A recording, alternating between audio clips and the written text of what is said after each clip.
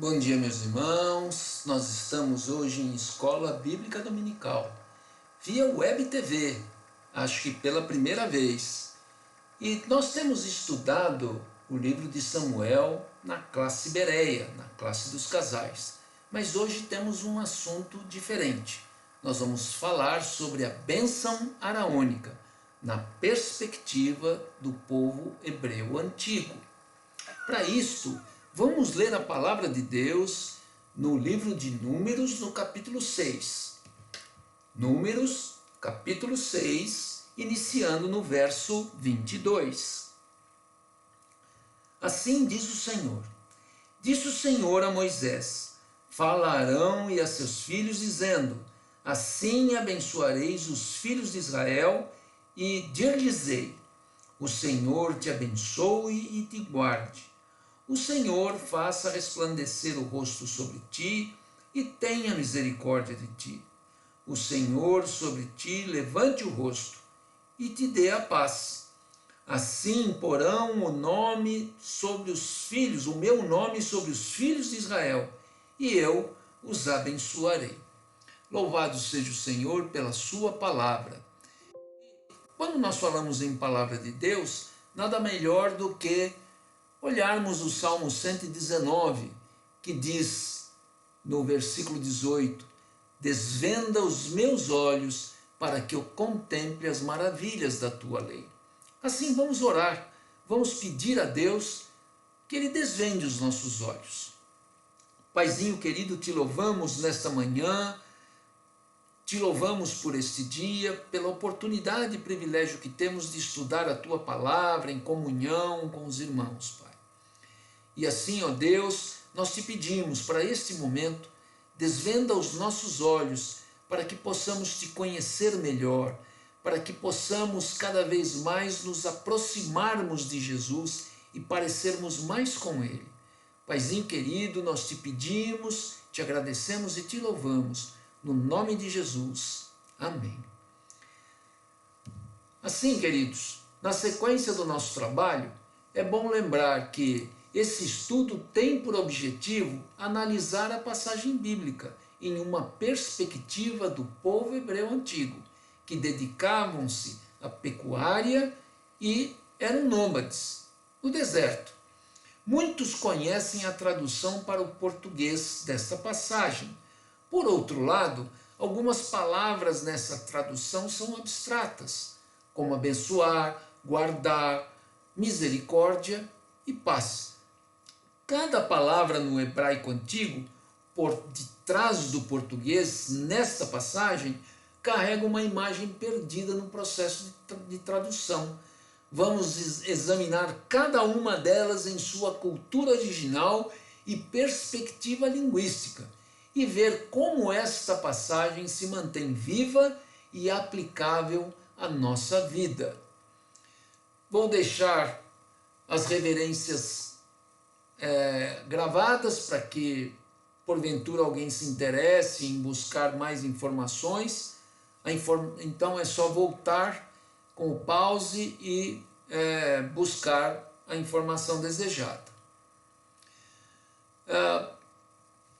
Vamos, antes de tudo, contextualizar o nosso estudo. Nós estamos falando do livro de Números, que no original quer dizer no deserto, Bimidbar, e ele recebeu esse nome de Números tanto na Septuaginta, quanto no grego, né? Escrito por hebreus, e na Vulgata, escrito em latim, porque ele registra dois censos. O primeiro censo da saída do povo da base do Monte Sinai, e a segunda na entrada de Canaã. Então, por isso que recebeu esse nome, Números, não é? Embora ele tenha algumas fases dessa viagem, não é? Ele também foi chamado de Livro das Andanças e Livro das Murmurações. Acho que dá para entender por quê, né? Esse livro ele é dividido de maneira simples em três partes. A primeira é a preparação do povo para a saída do Monte Sinai, está entre o capítulo 1 e o 9. Fala da primeira contagem do povo, logo no capítulo 1, né? Depois passa para várias leis e regulamentos que Moisés registra, e aí tem o registro entre o capítulo 9 e 23, falando sobre a segunda Páscoa. A primeira Páscoa foi na saída do Egito, e a segunda acontece então ao deixar o Monte Sinai. Tem uma passagem também grande, capítulo 10 ao 49, falando sobre Moabe, uma região que eles passaram, que nós não vamos tratar nada hoje.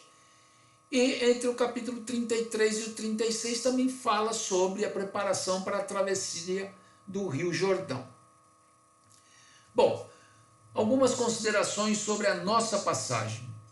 Assim, a bênção sacerdotal no versículo 22 foi uma instrução do Senhor a Moisés, dirigida a Arão e seus filhos, no início do versículo 23.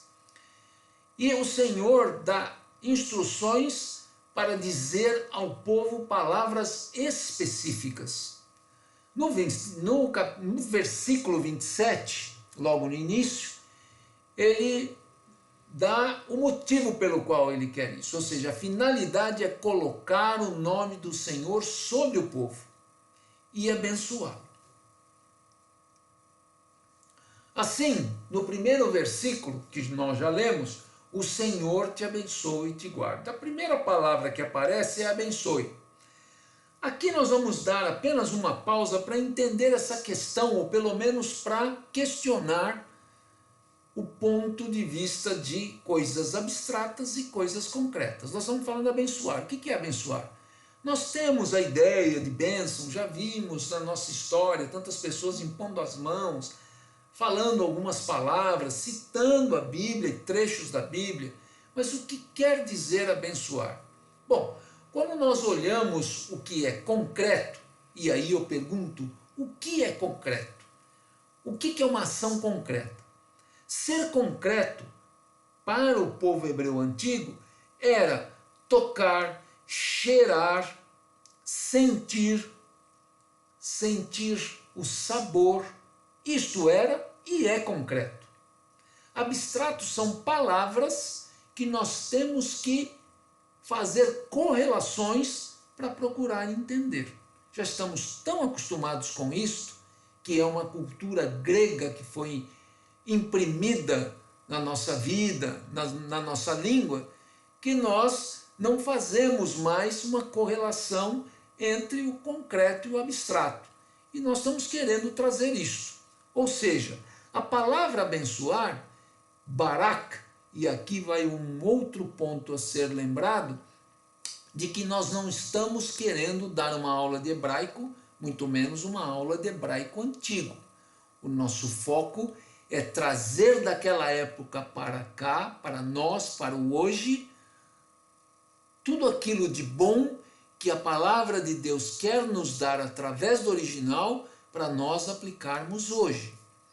Então, barak, na verdade, é uma palavra que quer dizer ajoelhar, demonstrar respeito e com algum presente para dar.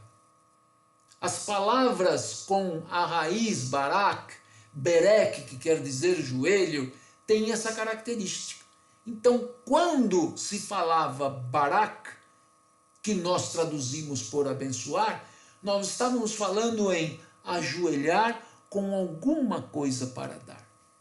Não é? Eu às vezes fico pensando, e óbvio que quando nós fazemos essa correlação, algumas pessoas podem pensar, poxa, o Senhor vai se ajoelhar, né, diante do homem? Não é isso. Mas nós podemos ver um pai em direção ao seu filho, à sua filhinha, pequenos, que para poder falar com ela, para poder dar um presente para ela, tem que se curvar. Muitas vezes se ajoelhar, encostar um dos joelhos no chão, para poder estar no mesmo nível dela.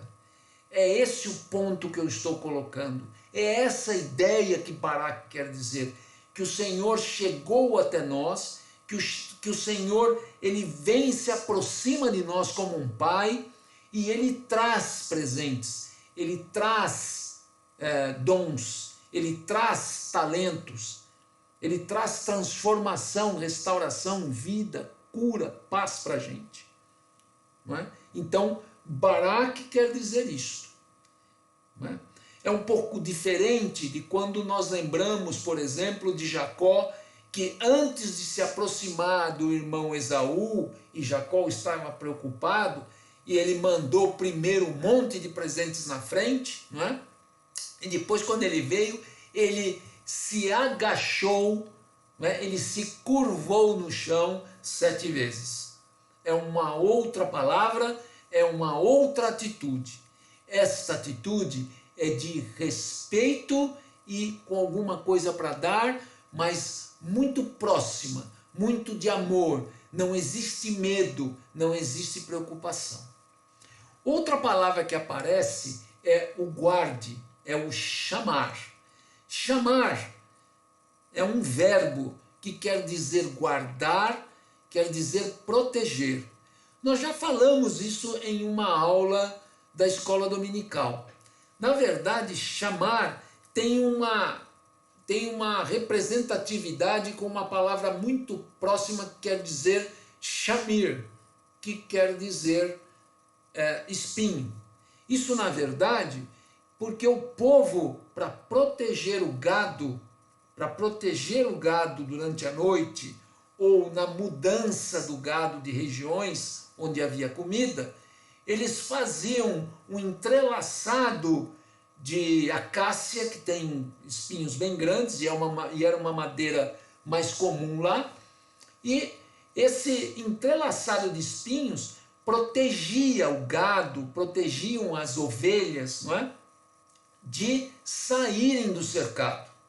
E também protegia elas para que ninguém entrasse, para que outros animais entrassem, porque os espinhos eram grandes e pontudos. Então, o chamar quer dizer uma proteção assim. Quando nós vemos aqui escrito guardar, que o Senhor te guarde, é justamente isso.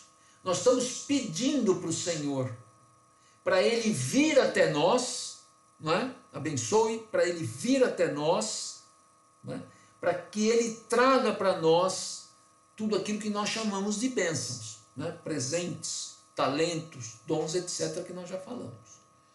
E quando nós falamos te guarde, a ideia justamente é essa, que haja uma cerca que proteja você de não ser atingido por nada de mal e de você também não sair para o mal.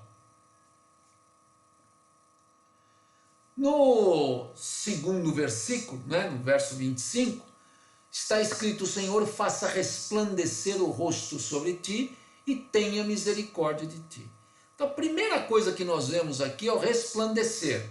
Esta é uma flexão do original or, que quer dizer luz. Não é? Jesus, Deus, quando criou os luzeiros, já lá em Gênesis, ele falou, eri or, não é?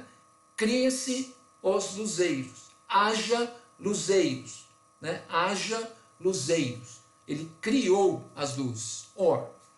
E esse iluminar nada mais é do que revelar o que está em trevas. Não é? Revelar, resplandecer, revelar o que está em trevas. Nós, cada vez que abrimos a palavra de Deus, nós estamos buscando revelação para as trevas. Coisas que nós não sabemos, coisas que nós não conhecemos de Deus. Então nós só temos um caminho: conhecer a Deus através da sua palavra. Então ela é luz para o nosso caminho, a palavra. E também aparece a palavra rosto, né? Resplandecer o rosto sobre ti. Na verdade, rosto é panaim. Panaim está no plural, está mais ligado às muitas faces, as faces que nós fazemos normalmente, quando queremos questionar, como estamos tristes, quando estamos alegres. Nós temos várias faces demonstrando no dia a dia. E, obviamente, quem está próximo de nós vai ver estas faces. Então, essas expressões é justamente o rosto que aparece aqui, o que quer dizer Panaim. E essas expressões, na verdade, indicam uma presença atuante, porque as expressões de Deus ou as nossas expressões só vão ser sentidas se você estiver presente, se você vê. Então é o que nós estamos pedindo para Deus, que Ele revele as coisas, não é? Ele revele o que está em trevas e que Ele também se apresente, ou seja, ser atuante, ser presente, presença atuante, Ele esteja presente no meio de nós ou esteja presente sobre a pessoa que nós estamos abençoando.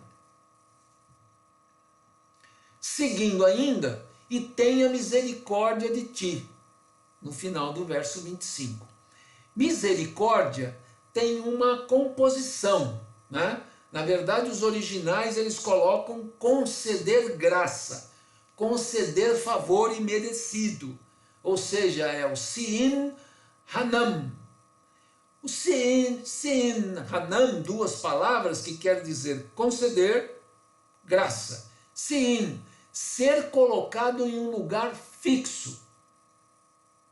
Quer dizer estabilidade, quer dizer que está tudo arrumado. Então nós estamos pedindo para Deus, né, para ser colocado num lugar com estabilidade, fixo, arrumado. E Hanam, que é graça, na verdade nós entendemos no hebraico antigo como cura, ajuda, força, salvamento. Não estou falando de salvação, estou falando de salvamento. Eu estou morrendo, eu preciso ser salvo naquele momento. Eu estou com uma doença terrível, eu preciso ser curado naquele momento. Não é? Nós temos aí as operações de busca e salvamento que são feitas para pessoas perdidas no mar, perdidas na selva. Salvamento é no sentido de tirar a pessoa daquela situação triste. Então, quando eu junto essas duas questões do Sim e do Hanam, eu estou falando, Senhor, abençoa esta pessoa, no caso uma bênção, né, com estabilidade, com tudo ordenado, arrumado, e proteção no sentido de cura, ajuda, refúgio, força e salvamento. Pensem que Hanam, ela está bem próxima da palavra Anam. E Anam quer dizer um campo nômade com tendas. É assim que o povo hebreu daquela época via proteção. Eu estou com as minhas barracas montadas, estou aqui no meu campo do deserto, está tudo direitinho, estão amarradas, pode bater vento, não vai acontecer nada. Eu estou confortável no meu lugar. Né? Tem tudo a ver com isso. Essa proteção, esse conforto, essa estabilidade. Isto é a palavra misericórdia para nós e a definição daquilo que eles olhavam quando Moisés leu a palavra e quando todos os sacerdotes liam a palavra e citavam Sim Hanam. A bênção continua no versículo 26. E o versículo 26 diz: o Senhor sobre ti levante o rosto e te dê paz.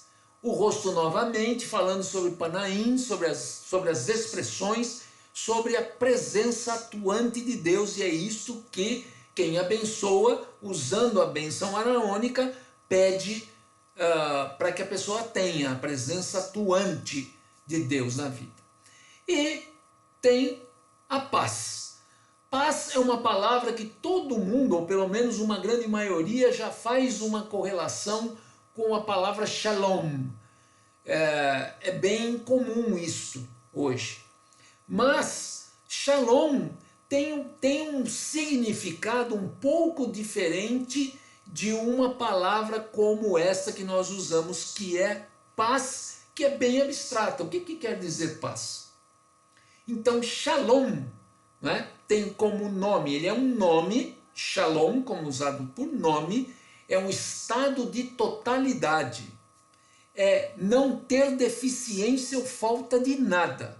Então, quando nós falamos shalom, nós estamos falando isso, né?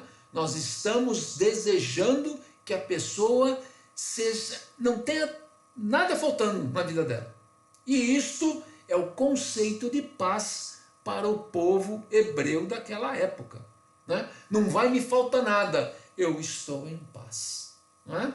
É o que nós vemos. E o verbo é shalom.